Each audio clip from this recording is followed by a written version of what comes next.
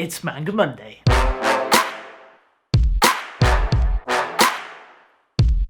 Today we are checking out Vinland Saga, and it's written by Makoto Yakimura. It's a historical series set in the Danish-controlled England at the start of the 11th century. Alright then, what is it and why should I care? The story itself features Danish invading England in 1013 AD. It's a dramatisation of King Knut the Great's rise to power, with a revenge plot focused around Thorfinn the Explorer, son of a murdered ex-warrior. Thorfinn is a gifted young man. He's a resourceful, tenacious fighter. Whilst invading England, it's clear that Thorfinn has beef with one of his own.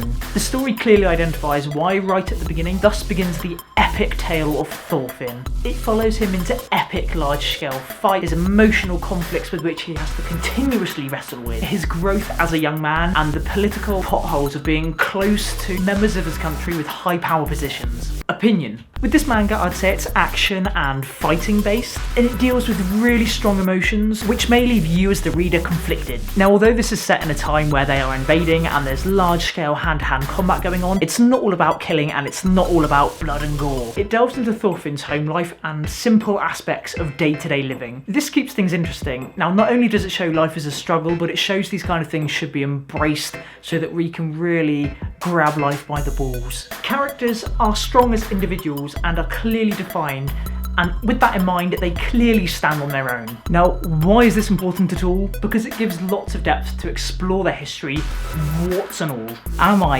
yet to mention the fighting? Now, this is yet another manga that just gets it. Hand-to-hand combat is thrilling and tense and seems to fly at the reader. Now, why does this work? Art style. I'll tell you why it works. Makoto Yakimura knows what detail to include and when. Okay, so give me examples of this, I hear you ask. Fight scenes themselves can be blank to leave you focused on the necessary detail, and packed when the importance of the situation is required. Motion and speed are drawn using blurred vision and blurred lines, and they do a fantastic job of illustrating that speed. Conclusion. Although it's full of action, it's an emotional journey full of self-development, grandeur, treachery, and unfortunately savagery. Going into Vinland Saga, I was dreading reading a manga about hand-to-hand combat. I couldn't have thought of anything worse. I was so happily surprised, and I know it's definitely influenced my future purchasing decisions. You will quickly become attached to its characters and possibly be given a greater appreciation of the simpler things in life. So ultimately, I urge you to add this to your collection and attack this with all your might. Yeah, I'm done.